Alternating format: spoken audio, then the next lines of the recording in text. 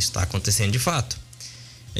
Nunca se teve uma rejeição tão baixa na história da República inteira contra os ministros do STF.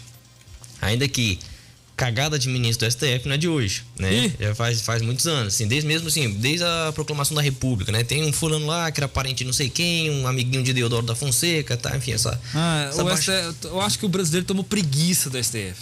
Sim. E aí o que acontece? E aí vem aquele Celso de Mello, fala que o Bolsonaro é nazista, depois vem não sei quem, fala que o Bolsonaro é ditador, tal. As pessoas vão à rua final de semana passado, no domingo, todo mundo, no Brasil inteiro, sem ter uma entidade que organizou tudo isso, né? As pessoas pedindo intervenção militar no STF. Né? Quer dizer que vai acontecer, quer dizer que não vai acontecer, não tô falando isso, né? Mas assim, é um termômetro. Quer dizer, as pessoas estão pedindo os militares que não entendem de jurisdição. Claro, dentro do exército existe o tribunal militar, né? Mas porque tá uma coisa assim absurda. Então ele faz uma assim, tentando sempre chegar perto, né, do STF, e eles vêm com essa pataquada, né? Assim, eles não estão rejeitando o pedido. Assim, eu concordo em certa parte com o que o Fux falou. Não, porque a gente não pode se envolver. Não é porque eles não podem se envolver. É que o ministro do STF tem que ficar calado, sentado na tribuna dele lá, julgando ações técnicas de constitucionalidade. Não, isso está dentro da Constituição? Tá, é válido. Isso está fora da Constituição? Não, não tá.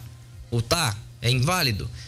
Mas assim, agora nós temos que julgar questões a ver com a constitucionalidade. Mas que constitucionalidade? Quer dizer, o orçamento já foi aprovado. O pessoal tava todo mundo falando, não, o Bolsonaro tem que comprar vacina, tem que comprar vacina. Gente, mas não tem dinheiro. Vocês não estão entendendo que não tem dinheiro? Vocês não estão entendendo que o PT conseguiu roubar 3 trilhões do Brasil e desviar e receber cano e fazer um monte de coisa? Nós só de dívida interna nós pagamos por dia. Não pagamos, temos de juro por dia, de juros, 1 bilhão. Se o Bolsonaro extrapola o orçamento, é impeachment. Porque ele está quebrando a lei da fiscalização do comércio. Seriam umas pedaladas fiscais, ele tem que pedir mais dinheiro do que o orçamento foi aprovado, né? E aí, então, essa é a única coisa assim que o STF poderia julgar. Mas assim, o próprio Senado, o próprio Congresso fez a lei dizendo que o Bolsonaro tem uma medida provisória, dizendo que o Bolsonaro pode extrapolar, ele pode pegar esse dinheiro para comprar as vacinas, né? E é isso que ele tá fazendo. E o pessoal enchendo o saco, ele tá fazendo os comitês, tá fazendo isso aqui. Então assim, só que de repente eles falam, não, a gente não pode, que a gente tem que julgar alguma coisa depois. Mas tipo, quem são os ministros do STF para julgar alguma coisa? Mas vai julgar o quê? Quer dizer, não já falaram que o governo federal só tem que dar dinheiro? O governo federal tá dando dinheiro. Prefeitos e governadores não tem que decidir o que vão fazer? Sim. As agências, as cidades, os governos não podem comprar vacina por conta própria? Sim. Então o que mais que eles têm que julgar? Era só uma coisa assim técnica, né, de tentar todo mundo junto dar soluções, dar ideias, né? São os representantes da República. Mas assim, um comitê feito pelos 3 poderes para discutir, debater ideias sobre a saída da pandemia. Ah, não, vem os ministros do STF, não, a gente não quer participar, vem um Fux, né? Assim, então, na minha opinião, assim, é infantilidade, sabe? É criança mesmo, querendo... Cara, eles falaram que o Lula é inocente, em outras palavras. Falaram que o Sérgio Moro é impaciente. Quer dizer, gente, meus caros patenses, não se surpreendam se daqui a alguns dias o STF chegar à conclusão que fomos nós que roubamos o Lula. Tá? Não se assustem se isso acontecer. Quer dizer, que é absurdo. Quer dizer, o Bolsonaro tá tentando por vias diplomáticas, por vias assim, educadas, democráticas. Essa foi boa que você falou. E os caras não dão o braço a torcer. Então, eu acho que vai chegar uma hora que o povo vai estourar, o povo vai perder a paciência com o ministro do STF, mas vai perder igual na Revolução Francesa, né? O povo pressionando o rei, pressionando a rainha, por favor, a gente tá com fome, a gente não sei o que, não, o Estado sou eu. Acabou o pão, manda falar com a rainha. Acabou o pão, então o povo que se vire, coma bolo.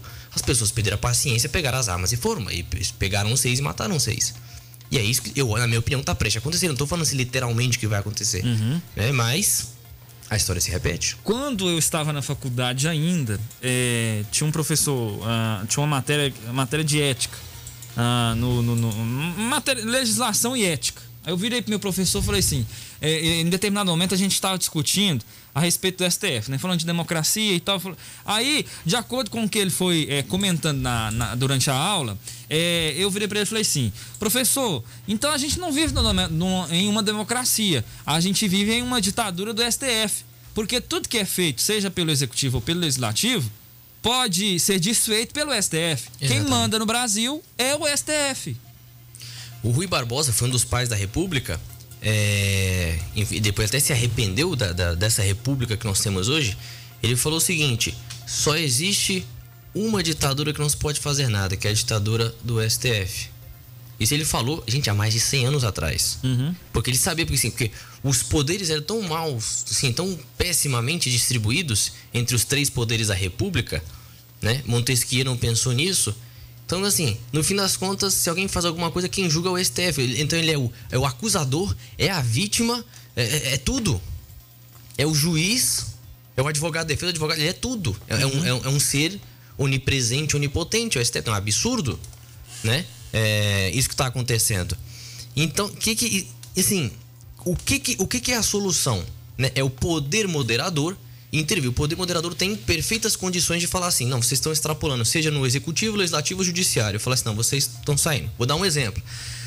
Espanha 2016, isso aconteceu. Espanha 2016. Quem não estiver acreditando em mim, vai lá no Google e pesquisa. O parlamento fez eleições para primeiro-ministro, para presidente, né? Mas lá tem presidente e rei. E o rei, ele não é uma pessoa de enfeite, só para gastar dinheiro. Não, ele é o poder moderador. Ele controla todos os 3 poderes, limita a ação. Né? Se tivesse um poder moderador no Brasil, isso não teria acontecido. Eleições, não conseguiram eleger o primeiro-ministro no primeiro ano, não conseguiram eleger no segundo ano. Aí alguns partidos apresentaram candidatos, ganhar. A maioria dos espanhóis votou num candidato, mas como é um parlamentarismo de coalizão, os partidos se juntaram seus votos, apresentaram um outro candidato e falaram: pronto, nós ganhamos. Então, assim, quem ganhou não foi aquele mais votado, foram aqueles que se juntaram e apresentaram. Ou seja, isso é um modelo político? Pode-se debater existir isso no Brasil? Pode. Mas vocês acham justo? Eu não. E os espanhóis também não acharam justo. O rei só chegou lá no parlamento e fez uma coisa maravilhosa. Ele bateu na porta e falou assim: olha, seguinte, gente, tá todo mundo no olho da rua. Isso foi lindo. Claro, os esquerdistas ficaram bravos. Não, que você não pode fazer isso, é errado e não sei o que, não sei o que. Não, o poder é dele, ele pode fazer isso. Ele é o poder moderador. Ele simplesmente dissolveu o parlamento. Porque tá virando um circo, um joguinho. Não, vamos juntar as nossas cartinhas aqui pra ter mais não sei o quê. Quer dizer, isso é ridículo. Os espanhóis votam uma pessoa, mas os partidos decidem que quem vai governar não foi o que os espanhóis decidiram, foram outros. Então, assim, olha o absurdo que chegou. E o rei mandou todo mundo embora. Sabe o que os deputados fizeram no outro dia? Foram entregar currículo. Isso é que é legal. Isso é uma democracia. Legal. Só que existe o debate no Brasil. Quem é o poder moderador? É o presidente? É o STF? O pessoal do STF adora falar que são eles, né? Aquele lá, o ex-advogado do PT, como é que chama? Que era o ex... É o ex-ministro da Justiça, né? Não, o que era... Sim, ex-ministro da Justiça. Não, mas ele foi... O que era o último presidente do STF. O Alexandre Cardoso foi advogado, foi da Dilma no impeachment. Foi... É o advogado do PT. É o... Não é Vacari Neto, não. Não é Fachin, não. Enfim, é o outro ministro do STF. É um dos ministros do STF lá. O que era antes do Fux é o que presidia as cortes lá. Esqueci o nome dele agora. É outro vagabundo também. Vagabundo. Rapaz, gente do céu, fugiu o nome. Fugiu o nome do cara. Ele falou: não, eu sou o poder moderador. O STF é o poder moderador. Aí outro disse: não, o poder moderador é o do presidente, porque o presidente, na proclamação da República, absorveu os poderes do imperador. Outros falam: não, o poder moderador tem que ser o Senado que tem que julgar, porque ele julga os ministros do STF. Outros dizem: não, o artigo 142 diz que o pessoal do exército tem que intervir caso haja atritos entre os 3 poderes. Então eles são o poder moderador. Então, assim, acabou que na história a própria Constituição dividiu um pouquinho de moderador para cada um. Então, Toffoli, ministro Toffoli. Eu acho que ele até aposentou, porque, nossa, não sei se aposentou, tô só citando, porque eu pesquisei aqui, ministro do STF, imagens do Google, ele custou aparecer, tá apagado, coitado. Pode continuar. E aí, então todo mundo tem um pouquinho de poder moderador. Então não tem sentido, sabe? É tipo assim, cobra comendo cobra. Então não existe freio, nem contrapeso. É só a gente acelerando para a direção que quer. Então uma hora a corda vai arrebentar. E é o que tá acontecendo.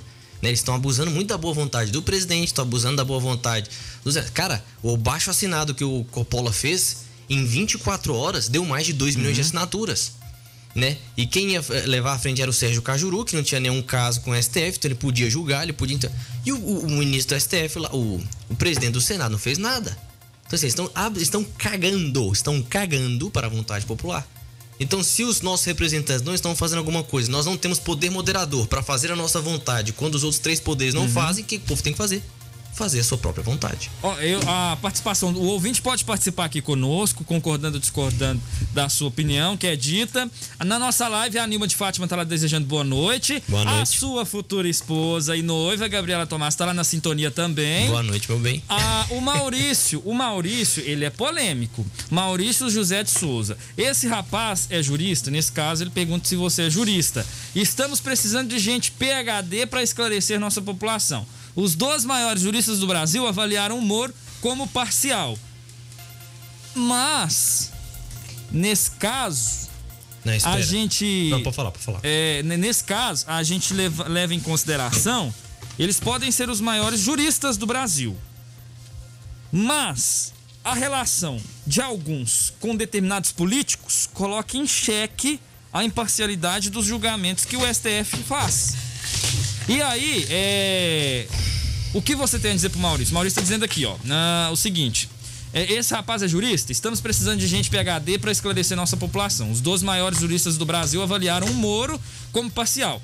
Aí, a sua noiva, futura esposa, Gabriela Tomás, está aqui dizendo: é filósofo, respondendo o Maurício. E o Maurício: grande filósofo, está aqui dizendo o Maurício. Se você quiser responder, fique à vontade. Então vamos lá, Maurício. Obrigado pela sua participação. De fato, eu agradeço mesmo, sinceramente, a sua participação. Mas São Tomás de Aquino, você levantou uma questão muito importante que São Tomás de Aquino já respondeu no século XII. A primeira questão, vamos dividir isso em partes, né? Como dizia Jack Stripador. Vamos por partes. Esses 12 juristas são 12 juristas por quê? Grandes 12 juristas por quê? Vamos começar pelo Celso de Mello. Não, vamos começar pelo Marco Aurélio. Primo do ex-presidente Fernando Collor. Toffoli, advogado do PT. Carmen Lúcia, amiguinha da Dilma. Luiz Fux, amiguinho da Dilma. Gilmar Mendes, Sapão, amiguinho do Lula. E você vai passando, na verdade, não são grandes Lula juristas. E do Aécio. E amiguinho do Aécio. Então, assim, não são grandes juristas, são grandes amigos. São grandes políticos também, a gente pode considerar? Porque o que acontece? Quem elege eles não são outros juristas que falam assim, não. Então, não é uma comissão técnica, é uma comissão política. Se fosse uma comissão técnica, com certeza, Ives Gandra Martins, o próprio Luiz Felipe de Orleans e Bragança, que é um excelente jurista, né, e tem uma excelente equipe junto com ele, estariam em pauta, e é príncipe. E ele tem teorias políticas que estão sendo estudadas por países da Europa, Estados Unidos. Ou seja, as teorias dele, que as pessoas nem no Brasil entendem. Então, isso é uma pessoa técnica.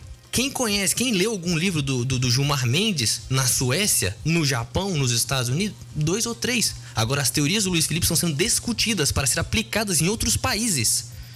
Para ser aplicadas nas constituições de outros países. Isso é obra de um brasileiro. Agora, vamos para a segunda parte. Vamos supor que eles sejam grandes juristas. O que é um grande jurista? É aquela pessoa que entende de tudo da jurisdição, correto? Correto. Não há nesse meu raciocínio, como filósofo, não há nenhuma premissa errada nesse meu raciocínio.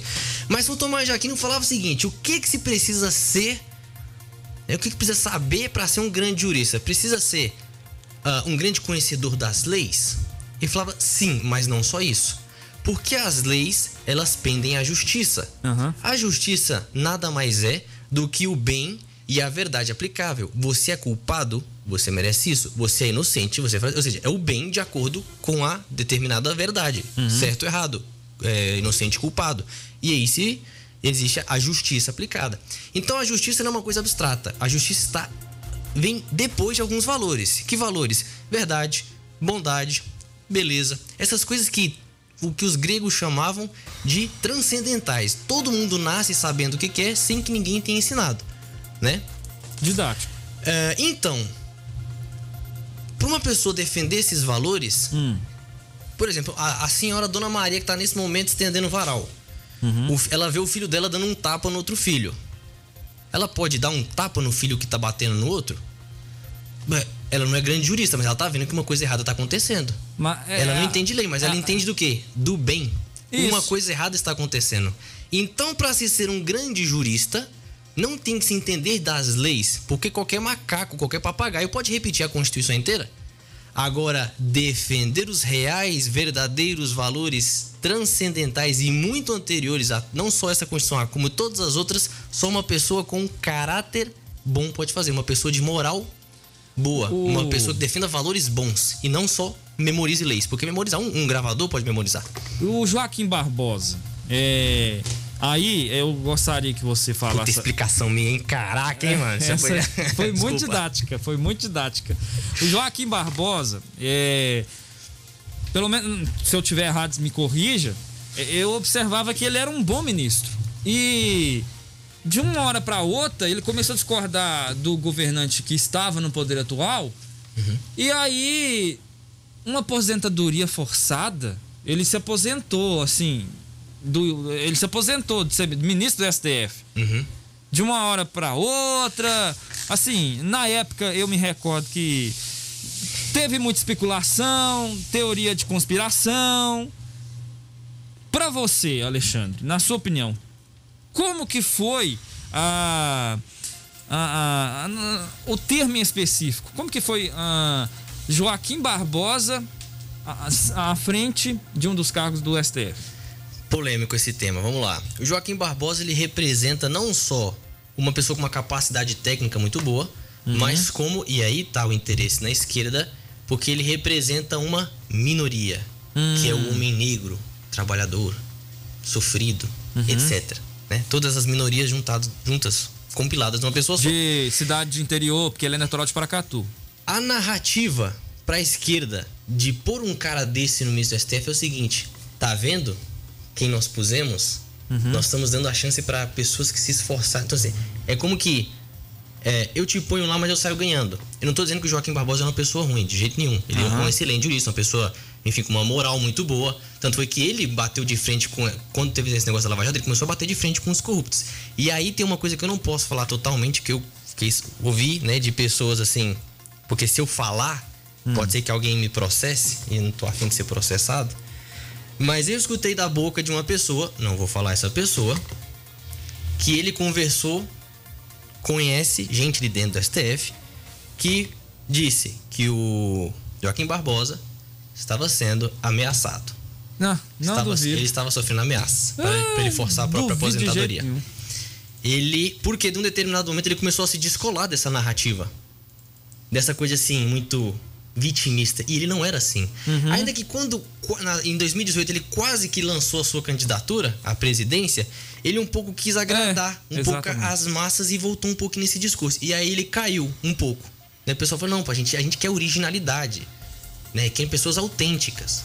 Um discurso assim, depois ele desistiu da candidatura dele, né? Eu acho que até que ele fez bem, né? Ele não se manchou nesse sentido, assim, depois ele ia ter que adotar um partido político, uma posição. Então, como que uma pessoa que tá num cargo que não pode ter posição política, tem que ser uma pessoa apartidária, de repente adota um partido? Então, por exemplo, quer dizer, tudo que você fez antes estava também entendendo para algum partido político? E isso, nesse sentido, é relativamente perigoso. Então, acho que ele fez bem, não saiu queimado na fita, né? Só enfraqueceu assim um pouquinho, uns arranhões na sua, assim, vamos dizer assim, na sua imagem, né? Mas, caramba, ele foi ameaçado. Isso eu posso dizer. Não posso provar, mas eu posso dizer, porque eu escutei isso de gente dali. O telefone tá tocando, a gente vai atender. Por favor. Alô, boa noite. Boa noite. Com quem eu falo? É o Tintim, tudo bem? Ô, Tintim, tudo jóia? Jóia. E aí, Tintim, você quer participar? Fica à vontade.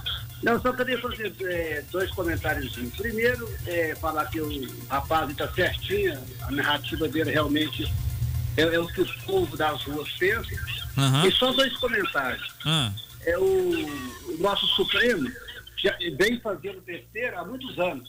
Deixa eu baixar meu rádio tudo aqui. Isso, abaixa o rádio, que aí a sua voz sai até melhor aqui. Fica à vontade. Melhorou? Melhorou, pode ficar à vontade. Não, aquele médico de São Paulo, que eu esqueci o nome, que fazia inseminação, que estuprava as mulheres, como é que é chamado? É o Roger Abdelmaci? Isso. Aquele cara estava condenado em segunda instância a 180 anos de cadeia e foi o Supremo soltou ele. Foi uma aberração jurista numa maior que o país já teve também. Sabe? Por quê? Sabe, ele resolveu soltar o cara. Outra coisa também, que eu fico observando. Esse baixo assinado que foi feito agora, com 3 milhões de assinatura, realmente o povo querendo aquilo. Aí você pega um presidente do Senado, cara novo, diferente, se diz da política nova, pegou assim, não fez nada, não sabe? É como se fosse, ele está agindo como se fosse um político que está lá há 200 anos, sabe? Ele não vê o lado do povo, ele está lá para resolver os problemas internos dele com a massa interna lá. Sabe? Então é coisa, Matheus. O dia que esse cara vir em paz, ainda tem gente para bater palma para ele. Isso que é triste. No caso que o Tintin está citando, é o senador Rodrigo Pacheco que recebeu as assinaturas, né? Mas não tomou exatamente, ele mesmo. Quer dizer, o que a gente esperava de um cara novo desse? Era outra atitude, é o que ele falou aí, ó, sabe? Ele não deu a menor importância a um ato tão importante como esse, sabe? Então, é isso. E parabéns pelo programa aí, parabéns pela entrevista. Tintin, muito obrigado pela participação, viu? A participação do ouvinte, 3818-1798. O ouvinte pode participar e opinar, Alexandre. É Pacheco, né, que chama esse? É Rodrigo Pacheco. Rodrigo Pacheco. Vamos supor, vou só dar um exemplo aqui hipotético para vocês entenderem o que eu quero falar. Vamos supor que o Rodrigo Pacheco seja um político corrupto. Vamos supor, não estou dizendo que ele é, gente. É uma vamos situação hipotética. Vamos imaginar, um exercício de imaginação. Imagina que ele seja um corrupto. Mas vamos supor que mesmo assim ele passe o pedido de impeachment e o Alexandre de Moraes saia. Esse cara vai ser comparado a Sansão. Por quê? Sansão, ele era um cara que Deus impôs a ele um poder, uma força, que era para ajudar um povo. Em determinado momento, ele se corrompeu nos braços de Dalila. Dalila foi lá e sacaneou com ele. E ele, no meio dos filisteus, ele falou assim, tá bem, eu errei, mas eu vou compensar esse meu erro agora. O cabelo dele cresceu, ele foi lá, se matou, matando todos os inimigos do povo. O Pacheco, Rodrigo Pacheco, ele tá nesse momento histórico agora. Ele pode ser o corrupto que for. Se ele passa esse pedido de impeachment, cai um e depois podem cair outros, e os corruptos do Senado vão cair, e os corruptos da Câmara vão cair. Então assim, tudo porque um cara tomou a atitude correta. Eu não tô dizendo que ele não está tomando a atitude correta por medo, porque ele é corrupto. Não estou dizendo isso. Pode ser só porque, cheguei agora, deixa eu sentir um pouco o tempo. Não sei. Isso é a consciência dele. Mas se ele fizer isso, sendo ele bom ou ruim, esse cara vai entrar pra história do Brasil. Então assim, meu apelo pro Rodrigo Pacheco é, bicho, passa esse negócio aí, não interessa quem você é. Você vai entrar pra história do Brasil. Eu vou até aproveitar e vou tentar agendar uma entrevista com ele. E aí, vou ver se eu consigo colocar essa entrevista até na quarta-feira. Com o Rodrigo Pacheco? Isso. Porque quando ele veio aqui em Patos... O Rodrigo Pacheco? Quando ele é mineiro? É mineiro. Sabia, não? Eu tenho um WhatsApp dele. Nossa, velho! Quando ele veio a Patos... inclusive quando ele foi... assim, não que eu me... Nossa! Mas... eu fiz o que ele pediu, que era tirar algumas fotos, passar algumas informações para ele ter noção da cidade. E aí, a gente teve uma amizade, e ele tem uma amizade muito grande com o proprietário da emissora, que é o Elmiro Nascimento. Mas, enfim, nesse caso, até serve de certo modo para pressioná-lo a receber isso. E aí vou tentar agendar para que ele possa conceder uma entrevista pra gente via Skype, e aí a gente pressiona ele, né Alexandre? O Maurício José de Souza continua participando conosco na nossa live. No manifesto em Brasília, domingo passado, o cara desfilava com um fuzil sem ser molestado. Essa é a democracia que a direita pode mostrar. Tá aqui o Maurício José de Souza participando. Vamos pro nosso WhatsApp. O Castelo tá na sintonia. Lembrando que o ouvinte pode participar no 991050439. Pode concordar ou discordar do que o Alexandre diz. E pode ligar e participar ao vivo, tá? Só evitar xingar, ficar assim exaltado, nervoso e tal. Enfim. Ô Alexandre, agora a gente vai mudar um pouco de assunto, mas no mesmo sentido, falando de política. Bolsonaro é chamado de genocida por políticos depois de pronunciamento.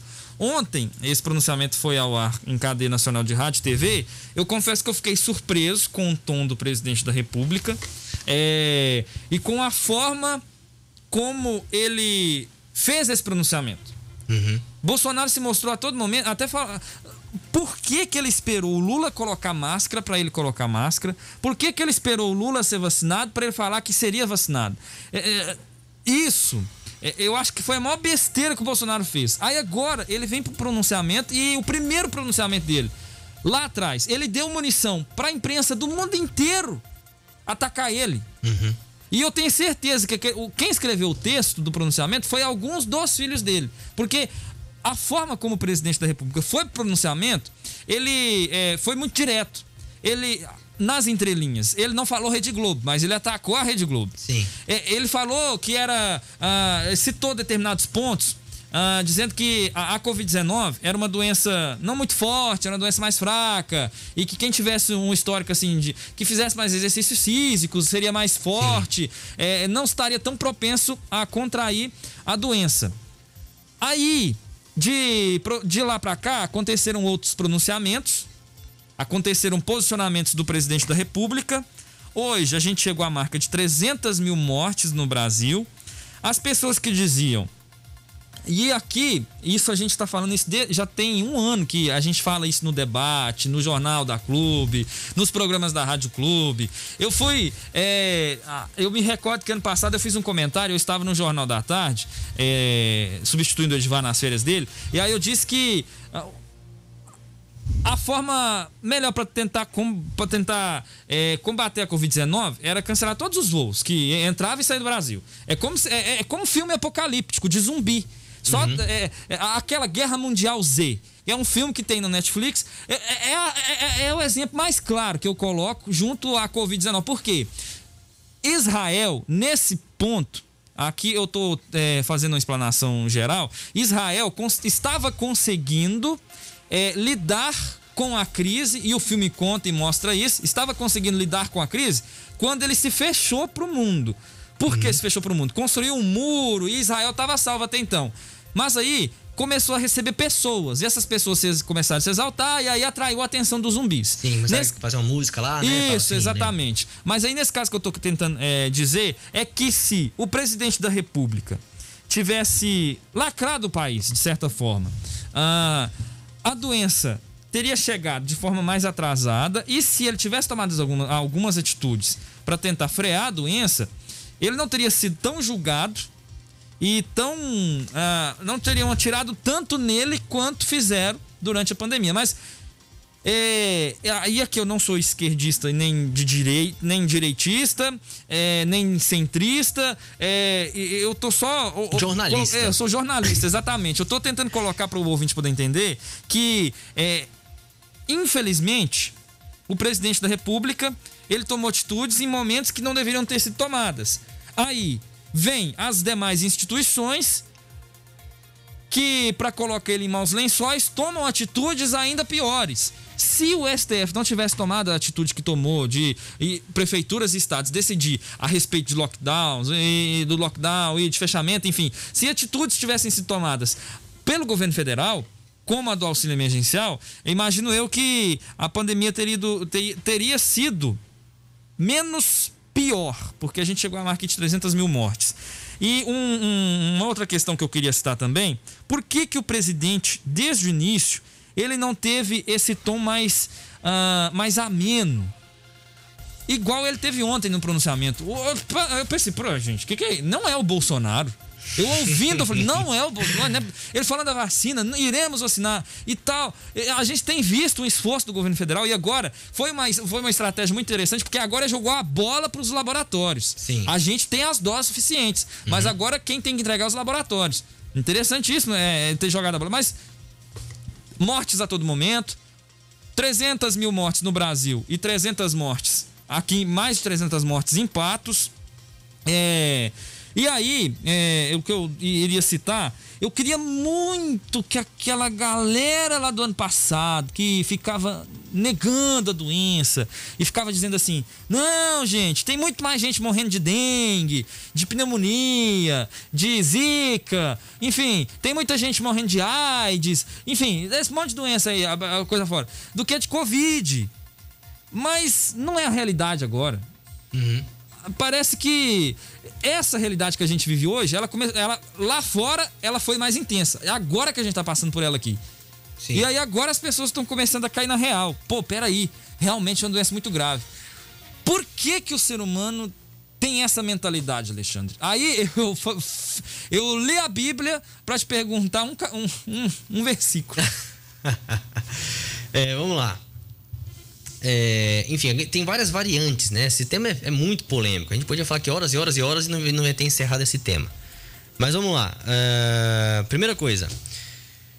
De fato é uma gripe, de fato mata, como a própria gripe, como muitas outras doenças. A perspectiva dessa doença é de matar, né? A possibilidade de matar é 1%, né? Essa variação que teve agora, essa brasileira, eu não sei quanto é a porcentagem de matar, mas a chinesa, o coronavírus chinês, é de 1%.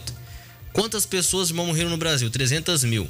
Quanto isso dá de acordo com a porcentagem no Brasil? Vamos trabalhar em números exatos. Vamos supor que o Brasil tem 210, 212 milhões, coisa assim. Isso. Mas vamos trabalhar com 200 milhões.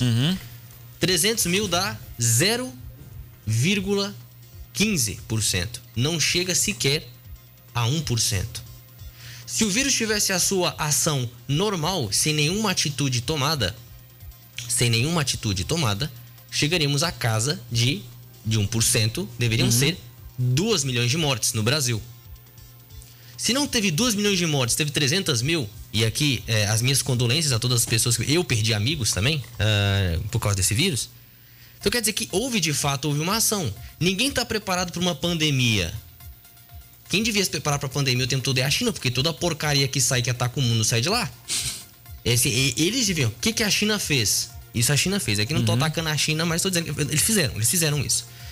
Apareceu o vírus, cancelaram os voos nacionais, ou seja, ninguém pode viajar para a província nenhuma, mas os internacionais não cancelaram. Ou seja, o vírus pode ir para onde quiser, menos para dentro da China.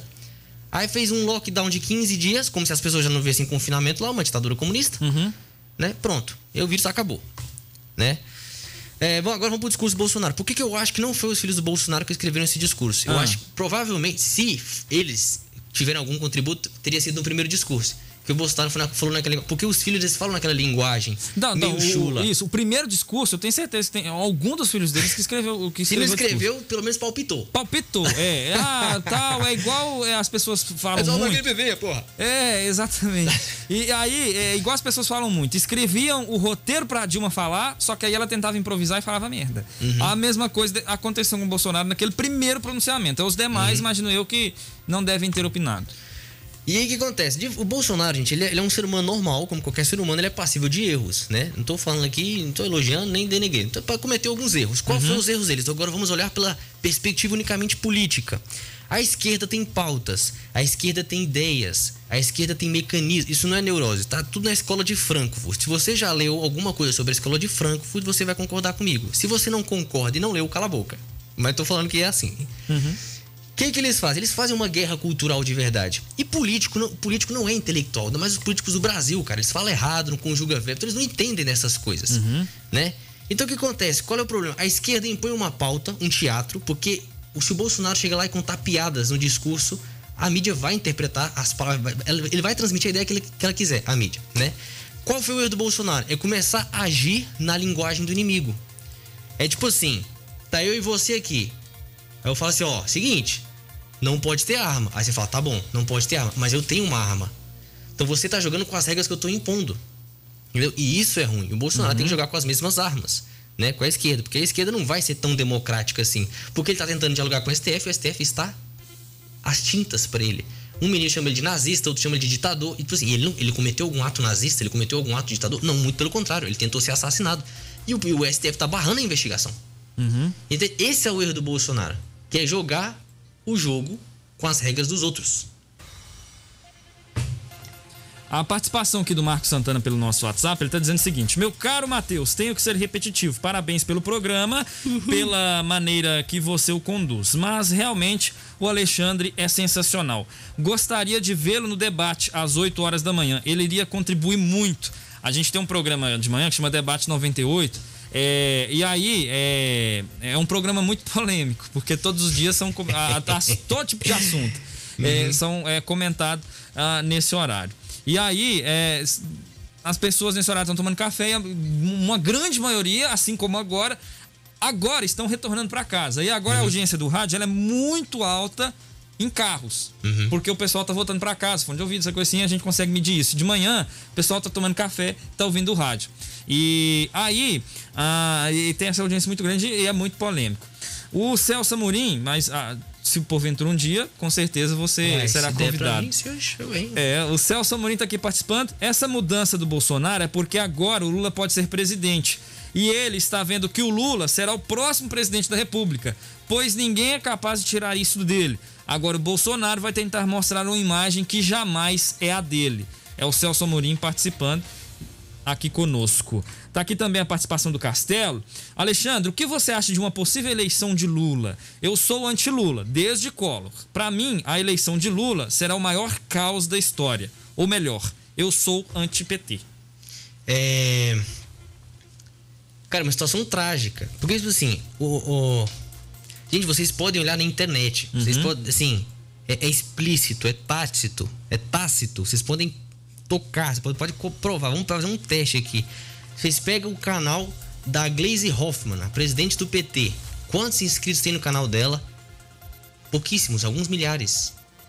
E ela bloqueia ainda os comentários. Eu digo isso por quê? Porque eu sigo a direita e a esquerda, eu analiso o discurso, eu vejo como eles falam, as ideias que apresentam, uns símbolos, enfim, etc.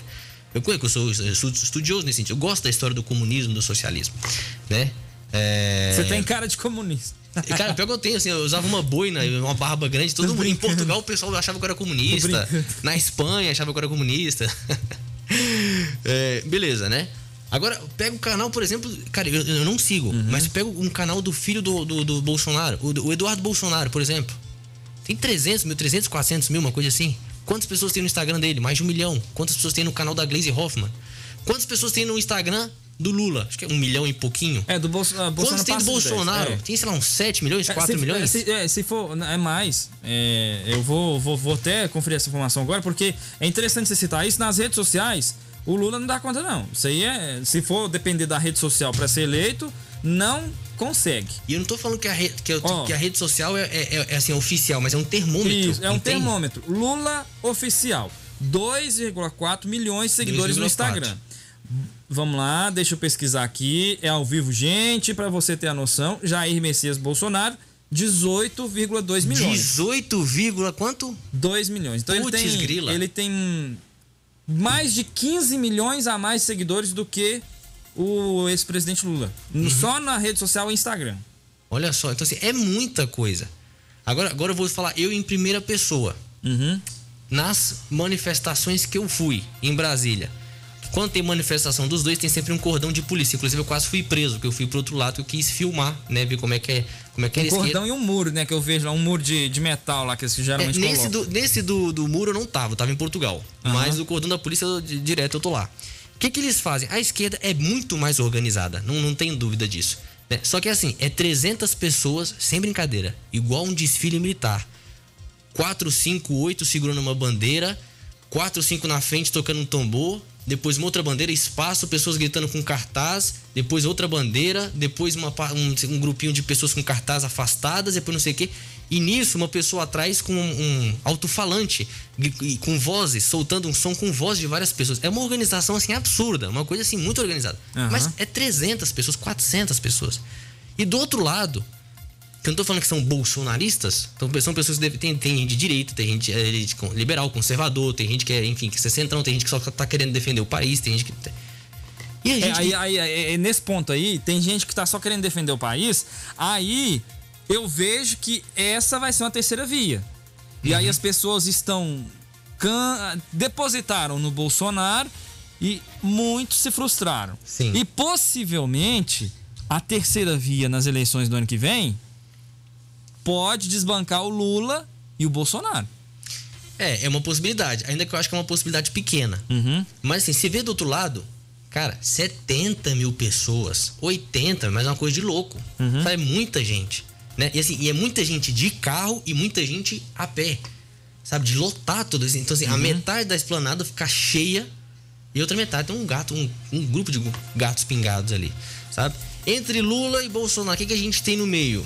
Luciano Huck, que tipo, não fede nem cheira, sabe? Acredito que ele não é. Só que tem uma pessoa ali que é perigosa. Eu tô falando assim, nessa ótica de direita e esquerda. Quem ameaça, Ciro entre aspas? Ciro Gomes, exatamente. Nossa. Porque o Ciro Gomes ele tá adotando muitas coisas agora. Um discurso de político, um discurso intelectual, um discurso de centrão, um discurso Coronel nordestino. Tudo isso. Então, assim, nessa guerra política eu vejo esse cenário, né? Mas aí nesse caso eu torço para que o Henrique Mandetta ganhe, então. Porque entre Henrique Mandetta e Ciro Gomes... Mas assim, eu acho que se o Bolsonaro se reeleger e as urnas não forem fraudadas, eu acho que o Bolsonaro ganha. Olhando assim, só pela prudência política.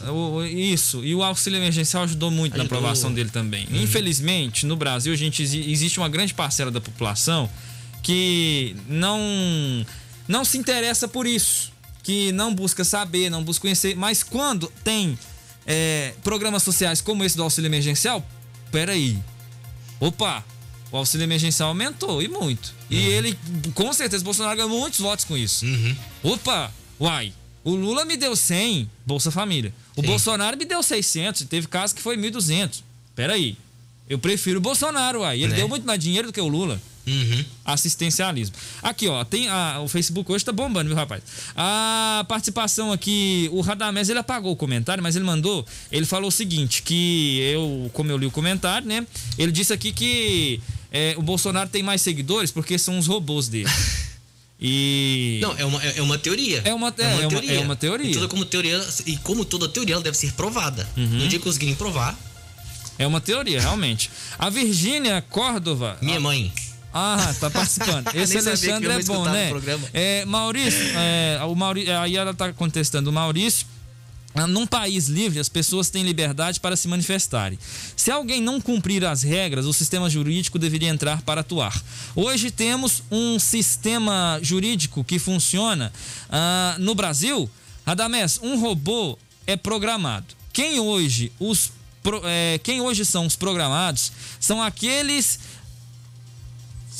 São aqueles que não... Deixa eu ver aqui... Aqui tem um termo aqui, eu acho que, como ela estava digitando, acho que ficou assim, um errinho aqui, mas eu vou continuar lendo aqui, ó. São aqueles que não usam os fatos. Com certeza não é a galera que segue o Bolsonaro, tá aqui dizendo. Tá aqui também a participação, o Radamés tá dizendo o seguinte: quem é esse cara que tá sendo entrevistado? Ele chama Alexandre Córdova, o Radamés, e todas as quartas-feiras ele está aqui após a oração da Ave Maria no quadro em pauta. No quadro em pauta, viu? Todas as quartas-feiras. E aí esse quadro, deixa eu até explicar, porque senão as pessoas pensam assim: nossa, mas o Matheus só tá deixando gente de direita e tal. Explique. Às segundas-feiras são 2 pontos que se posicionam, é um advogado e um professor. Às terças-feiras é o comentário do Alexandre Garcia. Às quartas é a participação do Alexandre Córdova. Não do Garcia. Não do Garcia. Às quintas-feiras, geralmente, eu busco conteúdo mais alinhado à esquerda. E às sextas-feiras, a participação do Cleidilson Carlos, que é bolsonarista. Ele é bolsonarista, o Alexandre é mais alinhado você é mais monarquista, né? Eu amo a verdade e a história. Você é mais monarquista, então eu pego ali uma opinião mais alinhada à esquerda na quinta e na terça-feira uma opinião de um jornalista que tem um alinhamento à direita também, e na segunda-feira, para poder balizar, fica ali direita e esquerda para poder comentar.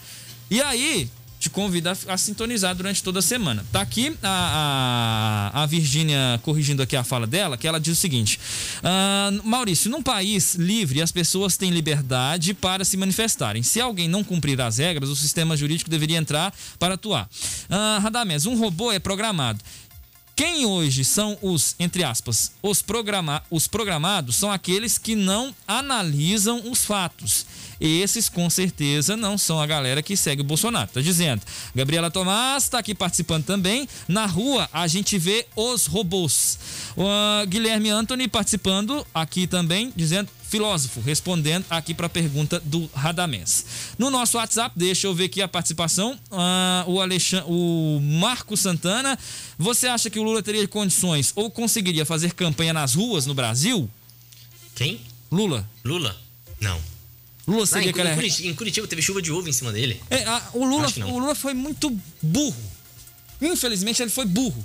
Se o olho não tivesse sido maior do que a barriga, ele saiu da presidência da República sendo abraçado pelo povo. As pessoas chorando. Foi um momento emocionante. Getúlio Vargas, Fernando Collor, aquela coisa assim, nos braços do povo. Foi emocionante a despedida do Lula ali da presidência da República. É o Nelson Mandela tropical. Mas aí, o olho foi maior do que a barriga. E aí começou a descobrir... É fato, isso é fato. E por isso que eu digo que eu não sou de direita nem de esquerda, sou jornalista. É fato. Durante o governo do Lula, tiveram avanços consideráveis. O Lula, por ele ter conseguido, e ele é muito conhecido por isso, ele conseguia conversar com os empregados, quando ele estava à frente do sindicato lá do ABC, dos metalúrgicos do ABC, ele conversava com os ânimos inflamados ali dos funcionários, e depois ele tinha capacidade de diálogo para conversar com os patrões. Sim. E conseguia alinhar o diálogo. O Lula, ele tem essa capacidade de diálogo que muitos políticos não têm. E aí você consegue perceber, e eu percebi isso no discurso dele, um discurso totalmente diferente daquele que a gente viu quando ele foi preso, que ele fez um discurso ali, você viu o Lula. Ali você vê o Lula de esquerda. Agora, no discurso que ele fez recente, não, você viu o Lula de quando ele foi presidente. Um Lula técnico. Isso, um Lula de fato político. Se o Lula não tivesse feito a besteira do olho maior do que a barriga, ele teria de fato ficado para a história. E aí errou ao indicar Dilma Rousseff, porque Dilma, uma anta, aí a Dilma sujou o nome dele, aí os escândalos de corrupção da Lava Jato sujou o nome dele. Aí, rapaz, não adianta. Eu sou de uma teoria. A água bate em pedra dura, tanto bate até que fura. Eu sou de uma teoria. Vamos lá. Bolsonaro, Lula, Getúlio Vargas. Getúlio Vargas criou o Ministério da Educação. Hitler criou escolas. Lula criou Fome Zero. Bolsonaro criou não sei o que. Gente, pelo amor de Deus, é obrigação do político bom ou ruim dele fazer essas coisas. Quer dizer, cara, muito obrigado, bombeiro, você apagou o fogo. Não, mas ele virou bombeiro pra isso. Pra apagar o fogo. Obrigado, cozinheiro, você me fez uma coxinha.